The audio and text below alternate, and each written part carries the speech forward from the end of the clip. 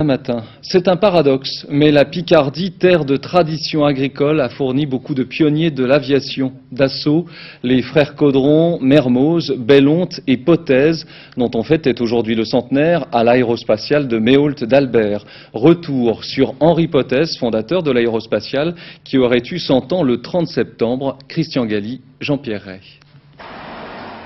L'usine de Méault a un passé prestigieux. Henri Potez, un des pionniers de l'aéronautique française, est né à Méault le 30 septembre 1891. Après avoir collaboré avec les frères Caudron, s'être associé avec Marcel Dassault, il crée sa propre société en 1919 et construit une usine à Méault.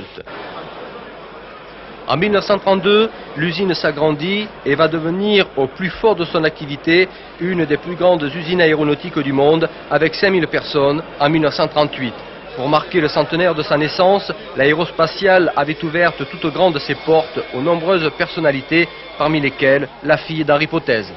Il n'a jamais parlé autre enfin, je dirais presque qu'il n'a jamais parlé d'autre chose que d'avion. Enfin, c'était sa passion et il ne vivait que pour les avions. Quand il a fait autre chose, c'est d'ailleurs un peu pour, comment dire, pour faire de l'argent, pour essayer de réinvestir pour les avions. Il y avait que les avions qui l'intéressaient. Est-ce qu'il lui arrivait la nuit de se lever et de faire un croquis d'avion, par exemple? Ah ben ça peut-être, je n'étais pas présente quand il se levait, mais je pense que oui, parce qu'il avait souvent des insomnies et qu'il se relevait, et il faisait sûrement souvent des croquis.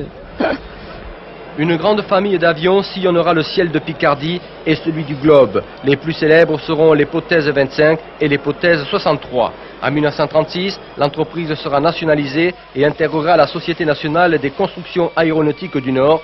Henri Potez en conservera la gérance jusqu'en 1940. D'accord, oui. D'après les plans, il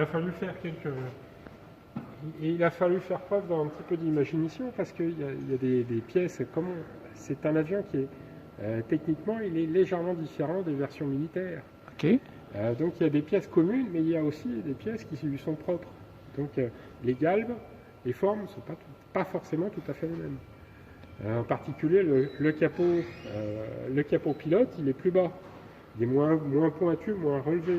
C'est pour ça qu'on a un pare-brise très volumineux. En fait, comme il montait haut, il fallait quand même protéger le pilote de l'air froid. Et donc c'est pour ça qu'on a un pare-brise très enveloppant en fait. OK. Voilà.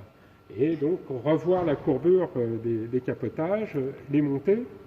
Tout ça, ça n'existait pas, il fallait le fabriquer. Et puis voilà. Super cool. Voilà, tout un tas de choses sympas. D'autres choses qui vous passent à l'idée par la tête, qui serait intéressant à voir? Oh, ben, Il y en a plein, je le sais, il mais... y a tellement de trucs dans cet avion que c'est difficile, on ne sait pas où donner de la tête. C'est pas difficile à ajuster quand on fabrique les pentures. C'est pas toujours évident, mais ça, hein, on y arrive, ça se fait. C'est ça, les gens trouvent Alors, que c'est... les charnières, c'est quelque chose de très particulier à utiliser comme fixation de capot.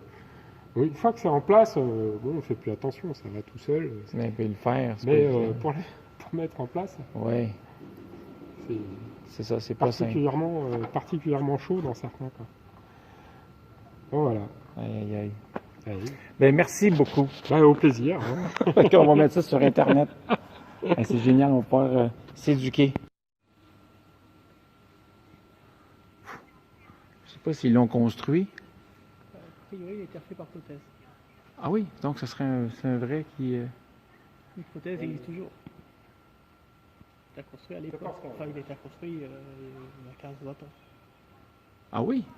Fait que Potez fabrique encore des morceaux anciens comme ça. Là, c'est du mécénat. Ah, d'accord.